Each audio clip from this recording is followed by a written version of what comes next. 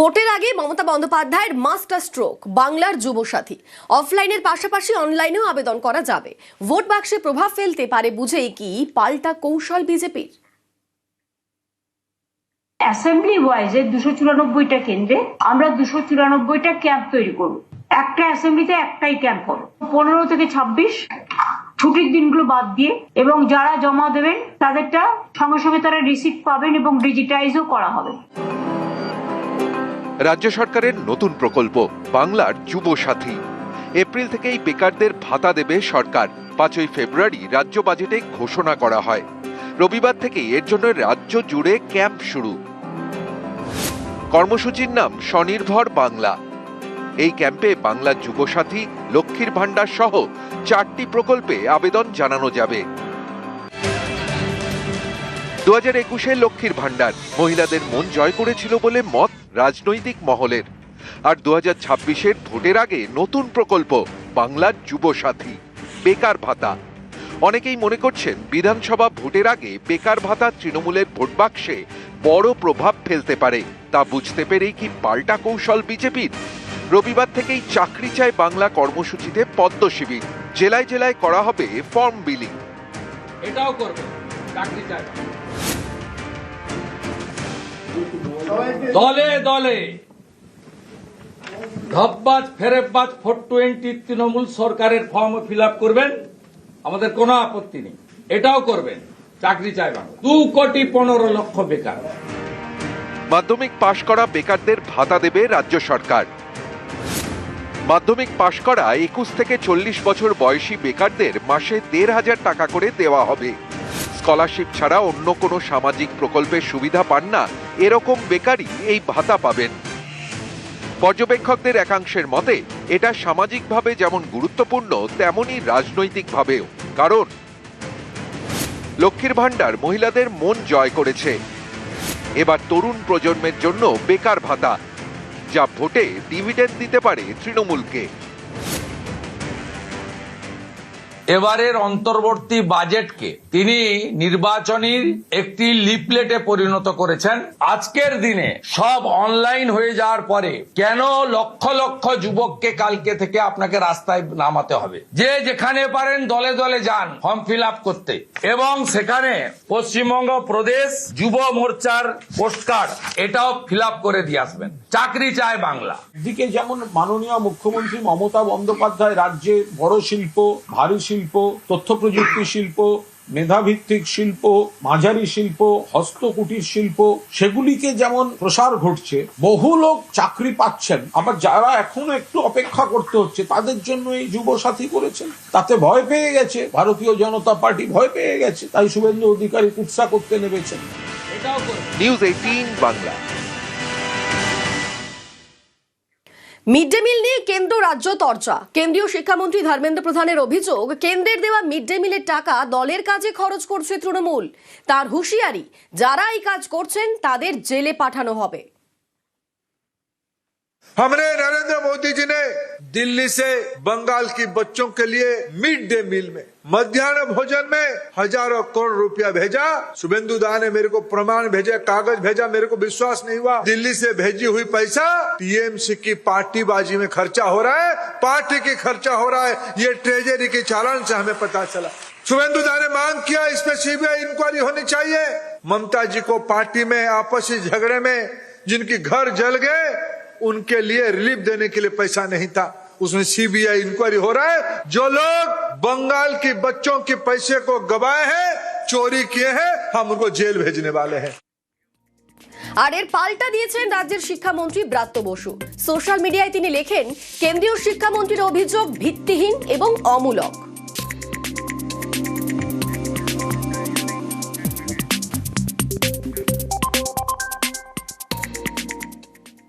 SIR এ আপাতত বাদ যাচ্ছে 64 লক্ষ ভোটারের নাম। এখনো স্ক্রুটিনির কাজ চলছে। কমিশন মনে করছে নাম বাদের সংখ্যা আরো বাড়বে। 28শে ফেব্রুয়ারি চূড়ান্ত ভোটার তালিকা প্রকাশ। এসআইআর শুনানির ডেডলাইন ছিল শনিবার। ডেডলাইনের আগে শুক্রবারই শুনানি শেষ হয়েছে। চূড়ান্ত ভোটার তালিকা থেকে কত নাম বাদ যাবে এ নিয়ে জোর জল্পনা। জানা গেছে আপাতত 64,81,595 জন ভোটারের নাম বাদ যাচ্ছে। পশ্চিমবঙ্গে এসআইআর শুরুর আগে ভোটারের সংখ্যা ছিল 7,66,00,000 বেশি। এর মধ্যে খসড়া তালিকায় নাম বাদ 58,20,595 জনের। ভোটার সংখ্যা কমে হয় 7,08,00,000। এর মধ্যে যুক্তিগ্রাহ্য তথ্য বিভ্রাটে 1,20,00,000 ভোটারকে নোটিশ দেয় কমিশন। এছাড়াও নোটিশ দেওয়া হয় 32,00,000 আনম্যাপড ভোটারকে। এদের মধ্যে অনুপস্থিত 4,98,000 এবং সঠিক নথি দেখাতে না পারায় নাম বাদ 1,63,000। অর্থাৎ খসড়ায় নাম বাদ 58,20,595, শুনানিতে অনুপস্থিত 4,98,000 এবং অযোগ্য 1,63,000। সব মিলিয়ে 64,81,595 জন ভোটারের নাম বাদ যাচ্ছে। যার নাম খসড়া তালিকা মধ্যে ছিল আর সাপোজ ফাইনাল লিস্ট মধ্যে নেই, প্রত্যেক নাম বাদ হবে, একটা অর্ডার পাবেন। এন্ড অর্ডার পরে ওদের আপিল করার সুযোগ আছে। আগে ডিও কাছে, তারপরে সিও কাছে। যদি কোনো ভুল ভ্রান্তি হয়ে গেছে, কিছু হয়ে গেছে, দে ক্যান অলওয়েজ আপিল। আর যার নাম খসড়া তালিকার মধ্যে ছিল না, ওদের একটাই ও আছে ফর্ম 6 অ্যাপ্লাই করার জন্য। ওরা ফর্ম 6 অ্যাপ্লাই করতে পারবে। এটাই, this is not the end. আপনার যে ফাইনাল ভোটার লিস্ট হবে, এরপরে যোগ বিযোগ চলবেই। কেউ মারা যাবে, या কেউ শিফটেড হয়ে যাবে, या কিছু হবে, ওটা ফর্ম 7 হবে। এদিন এই আরোদের সতর্ক করেন মুখ্য নির্বাচনী আধিকারিক। তার নির্দেশ, নির্ভয়ে নির্ভুল তালিকা তৈরি করতে হবে। এখন এন্টায়ার জিনিস আছে আমাদের ইয়ারও হাতে। যেখানে কোনো যে ভোটার আছে, এলিজিবল আছে, ও বাদ যাবে না। কোনো ভোটার যেটা ইনএলিজিবল আছে, ঢুকবে না লিস্ট মধ্যে। তো আমাদের এক্সারসাইজ চললো। এখন ফাইনাল ডিসিশন মেকিং স্টেজে যেটা আছে, এরা সব পেপার দেখে, তথ্য দেখে, rather then going on any emotions and all, dispose করুক। এন্ড আমরা চাই কি 28 তারিখে একটা neat and clean electoral roll যেটা আছে, আমরা বলতে পারবো কি পশ্চিমবঙ্গে electoral roll is one of the best in the country. SIR এর স্ক্রুটিনি এখনো বাকি। কমিশন মনে করছে আরও নাম বাদ পড়বে। চূড়ান্ত ভোটার তালিকা প্রকাশ 28 ফেব্রুয়ারি। শনিবার শেষ হলো এসআইআর শুনানি প্রক্রিয়া। আর শনিবার এই এসআইআর এর শুনানি শেষের দিনেই নাম বাদ পড়ল 64 লক্ষেরও বেশি ভোটারের। তবে এই সংখ্যা বাড়বে বলেই মনে করছেন কমিশনের আধিকারিকরা। কারণ এখনো পর্যন্ত শুনানিতে আসা 50 থেকে 55 লক্ষ ভোটারের ডকুমেন্ট যাচাই করার কাজ বাকি রয়েছে। ফলত এই সংখ্যা কোথায় গিয়ে দাঁড়াবে তা এখনো পর্যন্ত নিশ্চিত নয় নির্বাচন কমিশনের কাছে। ক্যামেরা সৌমেন দাসের সঙ্গে সোমরাজ বন্দ্যোপাধ্যায়, নিউজ 18 বাংলা, কলকাতা। পরিযায়ী শ্রমিকের অস্বাভাবিক মৃত্যু। গুজরাটে বাংলার মহিলা পরিযায়ী মৃত্যু। আহমেদাবাদের রেস্তোরাঁয় কর্মী ছিলেন সোনামণি বৈরাগ্য। পূর্ব বর্ধমানের নাদনঘাটে বাড়ি পরিযায়ী শ্রমিকের। রেস্তোরাঁ থেকে ঝুলন্ত দেহ উদ্ধার পরিযায়ীর। সোনামণি বৈরাগ্যকে খুনের অভিযোগ পরিবারের। কি কারণে মৃত্যু তা খতিয়ে তদন্ত শুরু করেছে পুলিশ। কোথায় কাজে গেছিল আপনার? ও গিয়েছিল আহমেদাবাদে কাজে। গুজরাটে কি কাজে? ও হোটেল লাইনে ওয়েটারের কাজে গিয়েছিল। কতদিন আগে যায়? 1 থেকে 1.5 বছর হলো। ওর সঙ্গে যে রুমে থাকতো একটা ছেলে, তার শাস্তি চাই। বাড়ির সদর দরজার বাইরে রাস্তায় তাজা বোমা। দেগঙ্গার গোবর্ধনপুরে রাস্তা থেকে 7টি বোমা উদ্ধার। রাতে কে বা কারা বোমা রেখে গিয়েছে সেই বিষয়টাই ভাবাচ্ছে। আমাদের সঙ্গে রয়েছেন প্রতিনিধি জিয়াউল, কার বাড়ির সামনে বোমা রাখা হয়েছে, কে বা কারা বোমাগুলো রাখলো, এর সঙ্গে রাজনীতির কোনো যোগ আছে?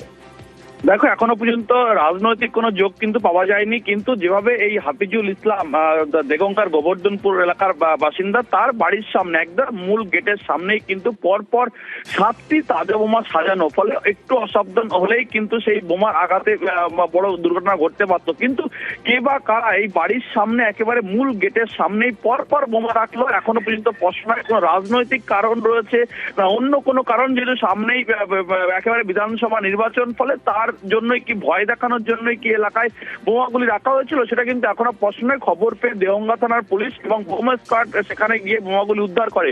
কিন্তু কে বা কারা এই তাজা বোমা একটি বাড়ির সামনে বোমা উদ্ধার হচ্ছে, তার সঙ্গে কি রাজনীতির কোনো যোগ আছে?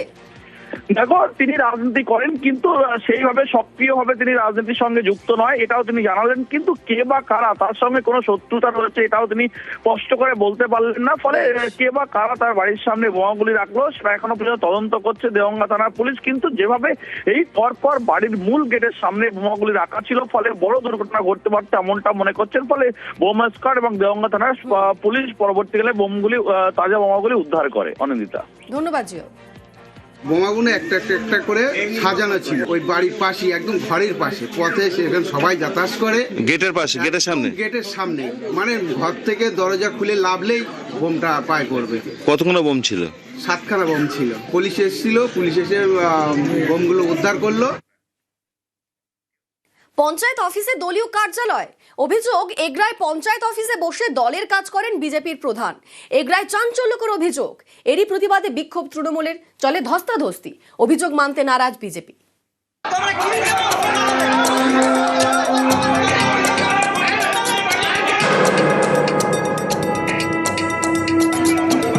তুমুল বিক্ষোভ। এ ছবি পূর্ব মেদিনীপুরের এগরা 2 নম্বর ব্লকের বিবেকানন্দ গ্রাম পঞ্চায়েতে, বিজেপি পরিচালিত। অভিযোগ, পঞ্চায়েত অফিসে বসেই দলের কাজ করেন বিজেপির প্রধান। এমনকি বিভিন্ন জায়গায় সরকারি প্রকল্পের যে কাজ চলছে সেই কাজের ডিসপ্লে বোর্ড ভেঙে দেওয়া হয়েছে। অভিযোগ, সেদিকে নজরই নেই পঞ্চায়েত প্রধানের। এই অভিযোগে শনিবার পঞ্চায়েত অফিসে বিক্ষোভ দেখান তৃণমূল কর্মী সমর্থকরা, তখনই ধস্তাধস্তি। পশ্চিমবঙ্গ সরকারের আমাদের পাড়া আমাদের সমাধান প্রকল্পে যে সমস্ত কাজগুলো হচ্ছে তার যে ব্যানারগুলো, ছোট ছোট ব্যানার বসানো হচ্ছে মমতা ব্যানার্জির, বিজেপির দালালরা, বিজেপির প্রধান তার নিজের নির্দেশেই আমার মনে হয় রাতের অন্ধকারে তুলে ফেলে দিচ্ছে। তার প্রতিবাদে আমরা এসেছিলাম। বিজেপির প্রধান নিজে ইচ্ছে করে ব্যানারগুলো লাগায়নি। সারা পশ্চিমবাংলায় যেখানে বিজেপি পরিচালিত গ্রাম পঞ্চায়েত রয়েছে সেখানেই তৃণমূল এই বদনাম শুরু করেছে। আসলে পায়ের তলায় মাটি নেই, যার ফলে তৃণমূল ছটপট করছে। কারা পার্টি অফিস বানিয়েছে? এই তৃণমূল পার্টি অফিস বানিয়েছে। এগরা থেকে পঙ্কজ দাশরথী, নিউজ 18 বাংলা।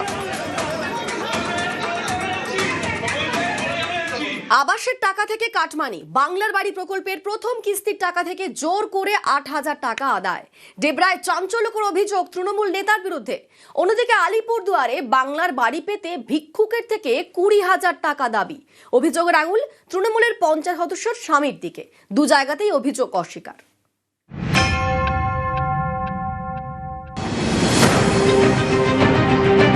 টিনের ছাউনি, ইটের দেওয়াল, এটাই ইলিয়াস খাঁর বাড়ি।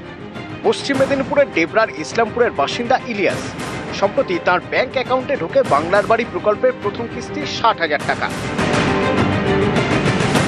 অভিযোগ, এরপরেই তার কাছে যান এলাকার তৃণমূল নেতা তথা স্থানীয় পঞ্চায়েত সদস্যের স্বামী সাইরুল ইসলাম। এও অভিযোগ, তাকে ভয় দেখিয়ে জোর করে 8,000 টাকা আদায় করেন। এরপরেই বিডিওর দ্বারস্থ ইলিয়াস। আমাদের যে যে পঞ্চায়েত আছে সে আমাদেরকে ঘরে এসে ধমকায় তারপর টাকা লিখে বলছে যে পার্টি ফান্ড করে তারপরে প্রথম চাইছিল 10,000 টাকা, আমি প্রথম 1,000 টাকা দিচ্ছি, তারপর 2,000 টাকা, তারপর দিচ্ছে 8,000 টাকা। ও বলছে কি টাকা দিতে হবে, আর ঘরের টাকাটা আমি ঢুকিয়েছি। তো আমি সেটা ভিডিও বসে কমপ্লেন করলো যে ইলিয়াস খান আমার নামে অভিযোগ করেছে এবং ইলিয়াস খান কাছে আমার কোনো টাকা লেনদেন নেই। আমি যদি ওর কাছে টাকা নিয়ে থাকি তাহলে কিছু একটা ডকুমেন্টস থাকবে। ডকুমেন্ট যদি সে দেখাতে পারে তাহলে আইন যেটা কিংবা আমার দল যেটা বলবে আমি সেটা মেনে নেবো। আমার এতে কিছু যায় আসে না, কেন আমি তো সৎ লোক। আমি দলের হয়ে অনেক কাজ করছি, অনেক প্রোগ্রামে খাটছি, দলের স্বার্থে গরিব মানুষের অনেক কাজ করছি। এটা চক্রান্ত করতেছে, আদার্স কিছু নাই। বিজেপির কাছে কিছু টাকা ফাঁকা নিয়েছে। এক অঞ্চলে যেটা ঘটনাটা ঘটেছে 8,000 টাকা নেওয়ার একটা অভিযোগ পাওয়া গেছে। তো ইমিডিয়েটলি ওই অভিযোগকে সত্যতা বিচার করা হচ্ছে এবং যদি যেটা সত্যি হয় তাহলে ইমিডিয়েটলি তার বিরুদ্ধে আইনানুগ ব্যবস্থা নেওয়া হবে।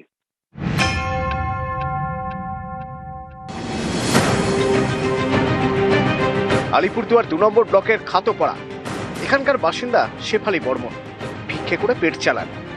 সম্প্রতি বাংলার বাড়ি প্রকল্পে আবেদন করেন। অভিযোগ, সেই বাড়ির জন্য 20,000 টাকা দাবি করেন তৃণমূল পঞ্চায়েত সদস্যের স্বামী তথা এলাকার তৃণমূল নেতা শিবু রায়। এ নিয়ে জেলা শাসকের কাছে অভিযোগ জানান শেফালি। পঞ্চায়েতে 20,000 টাকা চাইছে, আমি কই যখন পয়সা পাবো তখন করে কিছু করে দিব। ওই জন্য ঘর নাই, এখন ঘরের নাম নাই। কে টাকা চেয়েছে? পঞ্চায়েতে। কি নাম? শিবু। কোথায় বাড়ি? মহাকাল চৌপতি খাতপাড়া। ঘরের কাগজ দেওয়ার আগেই চাই। আবার আসে বলে কি আমাকে হাঁস খাওয়াইতে লাগবে, আমাকে মদ খাওয়াইতে লাগবে, আমাকে এই খাওয়াইতে লাগবে, আমার দাদা আমি দিব। কারা বলে? হ্যাঁ পঞ্চায়েত বলে। আমার বাবার নাম আছে, নাম থাকার পরেও আমার বাবার কাগজপত্র সবকিছু নিয়ে গেল, নিয়ে যাওয়ার পরেও তাও আমার বাবাকে কিছু দিল না। গরিব মানুষ যদি না পায় তাহলে কে পাবে? আমার নামে অভিযোগ করছে না, এটা অসম্ভব। ও বুঝতে ভুল করছে। PWL হচ্ছে ওর ঘর, নাম আসছে, PWLটা এখনো দেয় নেই, এটা পাট্টা দেওয়ার কথা, ওইটা নিয়েই হয়তো মন ক্ষুণ্ণ হয়ে বসে আছে। তো উনি বলছে আপনি সরকারি ঘরের জন্যই 20,000 টাকা চাইছেন। না না, এটা অসম্ভব। পশ্চিম মেদিনীপুর থেকে দিগ্বিজয় মাহালি এবং আলিপুরদুয়ার থেকে রাজকুমার কর্মকার, নিউজ 18 বাংলা। ডেবরার শ্যামপুরে আবাসে বঞ্চনার অভিযোগ, যোগ্য প্রাপকের নাম বাদ দেওয়ার অভিযোগ। সমীক্ষার পর আবাসের ঘর মিলেছে বলে মেসেজও, কিন্তু তারপরেও তালিকা থেকে নাম বাদ 15 পরিবারে। সার্ভে করে মোবাইলে মেসেজ এসছে, সবকিছু এসছে, কিন্তু আমাদের এখানের প্রধান আর কিছু এখানের গুন্ডা পুষে রেখেছে, তাদেরকে দিয়ে মানে সব আমাদের গরিব মানুষদের সব নামগুলো কেটে দিয়েছে। আমরা সমস্ত লোক এখানে বাড়ি পাওয়ার যোগ্য, আমরা আবার বাড়ি চাই। বাড়ি পাইনি, আমাদের সমস্যা। আমাদের 3 বার সার্ভে করে যাচ্ছে, 8 বছরও করেছে, বলছে দুবো বলে দিচ্ছে না, কেটে দিচ্ছে। প্রধান সাহেব টাকা চাইছে, মনে হচ্ছে 10,000, হ্যাঁ, ঘুষ টুস চাচ্ছে। আমাদের একদম অসহায় মানুষ, আমাদের বাড়িতে জল ঢুকে যাচ্ছে, ভিজে ঘর, বারবার আসছে, বারবার কেটে দিচ্ছে। কেন? আমাদের এক কাঠা জমি নেই, জায়গা নেই, আমরা কি পানেওয়ালা প্রাপ্য নয়? কিসের জন্য দিবেনি আমাদেরকে? আমাদের সঙ্গে রয়েছেন প্রতিনিধি দিগ্বিজয়। দিগ্বিজয়, এই অভিযোগ করছেন যারা, তারা তো সরাসরি একেবারে প্রধানের দিকেই আঙুল তুলছেন। দেখো, এ বিষয়ে আমরা প্রধানের সঙ্গে অনেকবার যোগাযোগ করার চেষ্টা করছি, কিন্তু তার কাছ থেকে কোনো রকম উত্তর পাইনি। যদি এ বিষয়ে বিডিওর কাছে যখন আমরা জানতে চাই, বিডিও বললেন যে বিষয়টি নিয়ে তার কাছে লিখিত অভিযোগ করেছে ওই 15 জন প্রাপক, এবং পুরো বিষয়টি ইনকোয়ারি হবে, তদন্ত হবে। যদি সত্যিকারেরই তারা প্রকৃত পাওয়ার যোগ্য হয় অবশ্যই পাবে। এই নিয়ে কিন্তু ডেবরা ব্লকের 2 নম্বর ভরতপুর গ্রাম পঞ্চায়েতের শ্যামপুর এলাকায় যারা 15 জন বাসিন্দা রয়েছে, যারা আবাস যোজনার, বাংলা আবাস যোজনার বাড়ি পাবে, তাদের কাছে মেসেজ এসেছে, তারা প্রাপক। একেবারে দিগ্বিজয়, এখানেই তো প্রশ্ন, সমীক্ষার পর তাদের নাম উঠেছে সরকারি স্তর থেকেই, তাহলে তাদের নাম বাদ গেল কিভাবে?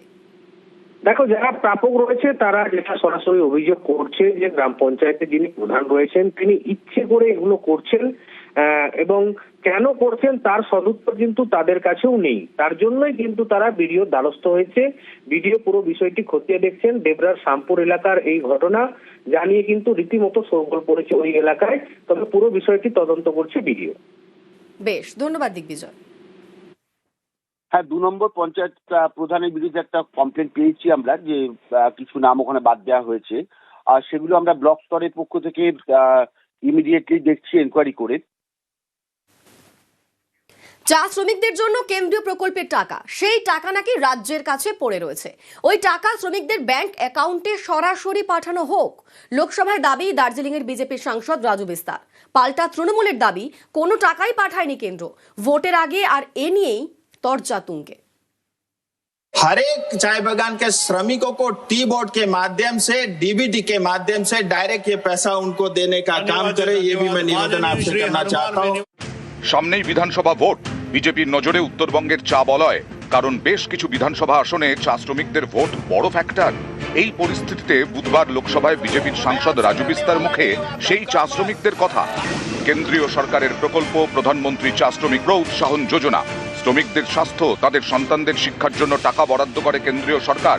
বিজেপি সাংসদের দাবি সেই 400 কোটি টাকা রাজ্যের কাছে পড়ে রয়েছে, তাই সরাসরি টাকা পাঠানো হোক চা শ্রমিকদের ব্যাংক অ্যাকাউন্টে। 1000 करोड़ रुपए मोदी जी ने चाय बागान के श्रमिक विशेष करके महिलाओं और बच्चों के लिए आवंटन किया था। पश्चिम बंगाल का 400 करोड़ रुपए पड़ा हुआ है और पश्चिम बंगाल सरकार वो पैसा श्रमिक को नहीं दे रही है। हर एक चाय बागान के श्रमिकों को टी बोर्ड के माध्यम से, डीबीटी के माध्यम से डायरेक्ट ये पैसा उनको देने का काम करे, ये भी मैं निवेदन आपसे करना चाहता हूँ। যে কোনো ক্ষেত্রে বেনিফিশিয়ারিদের টাকা সরাসরি তাদের ব্যাংক অ্যাকাউন্টে যাওয়া উচিত। তৃণমূল যাদের ডিএনএ থেকে তৈরি, সেই কংগ্রেসের যিনি প্রধানমন্ত্রী ছিলেন তিনি বলেছিলেন 1 টাকা পাঠালে 15 পয়সা গিয়ে পৌঁছচ্ছে, অনেক ক্ষেত্রে তাই পৌঁছচ্ছে না। আর এই একই জিনিস তৃণমূল কংগ্রেস নিয়ে গেছে যে 15 পয়সাও পৌঁছবে না, ওই 15 পয়সা পেতে গেলেও তার 15% কাটমানি দিতে হবে লোকাল তৃণমূলের নেতাকে, তবে তুমি পাবে। সরাসরি যদি বেনিফিশিয়ারির কাছে টাকা যায় তাহলে মাঝখানে কাটমানি খোর তৃণমূলের নেতারা অন্তত কাটমানিটা পাবেন না। বিজেপি সাংসদ রাজু বিস্তার দাবি মানতে নারাজ তৃণমূল। তাদের দাবি চা শ্রমিকদের জন্য কোনো টাকাই দেয়নি কেন্দ্র। ফার্স্ট পার্টটা নির্জলা মিথ্যে কথা যে রাজ্যের কাছে টাকা দেওয়া হয়েছে। রাজ্য 1 পয়সা পায়নি। মানে 2021-এর ঘোষণা 21-এ হয়নি, 22-এ হয়নি, 23-এ হয়নি, 24-এ হয়নি, 25-এ হয়নি। 2021-এ যে 1000 কোটি টাকা দেওয়ার ঘোষণা, সেই টাকা যদি দিল্লির সরকার গরুর গাড়িতেও চাপিয়ে দিতেন তাহলেও এতদিনে এসে শ্রমিকের কাছে পৌঁছে যেত, যদি দিল্লি থেকে গরুর গাড়িতে টাকা রওনা হতো। কিন্তু এই টাকা দেওয়া হয়নি। এটা বাংলা বিরোধী ষড়যন্ত্রের একটা অংশ। এখন পায়ের তলার মাটি সরে গেছে এটা বুঝতে পেরে এখন বিজেপি সাংসদরা বলছেন যে এই টাকা সরাসরি শ্রমিকের অ্যাকাউন্টে দেওয়া হবে। উত্তরবঙ্গে মোট 285টি চা বাগান, শ্রমিক 2,68,669। এই চা শ্রমিকদের মন পেতে কৌশলী পদ্ম শিবির। শ্রমিকদের অ্যাকাউন্টে সরাসরি টাকা দেওয়ার কথা বলছেন বিজেপি সাংসদ। এ নিয়ে চা বাগানে চিঠিও দিয়েছে টি বোর্ড, কিন্তু চা শ্রমিকদের সংগঠন বলছে অন্য কথা। 1000 करोड़ रुपया तो पश्चिम बंगाल का चाय मजदूरों को अभी तक 1 रुपया भी नहीं मिला है। केंद्र सरकार का कोई भी प्रोजेक्ट या कोई भी स्कीम चाय बागान में अभी तक लागू नहीं हुआ। असम में अगर वो लोग दे सकता है तो पश्चिम बंगाल का जो डुवर्स तराई का जो दार्जिलिंग है वो चाय बागान का मजदूर क्यों वंचित है? चुनावी लॉलीपॉप है। हम लोग चाहता है मेरा जो अधिकार है केंद्र सरकार दे, उसके बाद में बयानबाजी करे। ক্যামেরায় সুব্রত জানার সঙ্গে আবির ঘোষাল এবং রকি চৌধুরী, নিউজ 18 বাংলা। দীঘায় নয়া সরকারি অতিথি নিবাস সৈকত বিরাম। হুগলির উত্তরপাড়া কোতরং পুরসভার উদ্যোগ। জগন্নাথ ধাম ঘিরে পর্যটকের ভিড় সামলাতে উদ্যোগ। প্রায় 3 কোটি টাকা খরচে প্রথম ধাপের কাজ শেষ। অতিথিশালার জন্য আরো প্রায় 11 কোটি টাকা বরাদ্দ। মার্চ থেকেই 1000 টাকায় রুম ভাড়া পর্যটকদের। প্রচুর মানুষ আসছে, লোকের তো এখানে থাকার একটা বিশাল অসুবিধা এবং হোটেলে চার্জও বেশি, যাদের এখানে মিউনিসিপ্যালিটি থেকে চার্জটাও কম। আশা করি আমরা ভালো করবো, ভালো।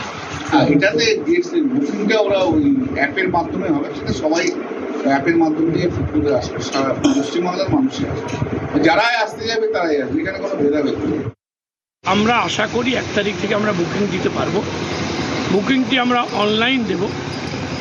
একই সঙ্গে নিশ্চিতভাবে যাতে সমস্ত মানুষ এখানে এসে খুশি হন, সকলে মিলে এই চেষ্টা করব যাতে খুব ভালো করে চালানো যাক। আমরা 1000 টাকা করে এই বড় বড় রুমগুলো দেব, এটাই এখন পর্যন্ত সিদ্ধান্ত হয়েছে। এবার প্রত্যেকের খুব সুবিধা হলো, আমরা এখানে সবাই আসবো, সমস্ত সবাই খুব আনন্দিত, তো আমাদের ভীষণ ভালো লাগছে।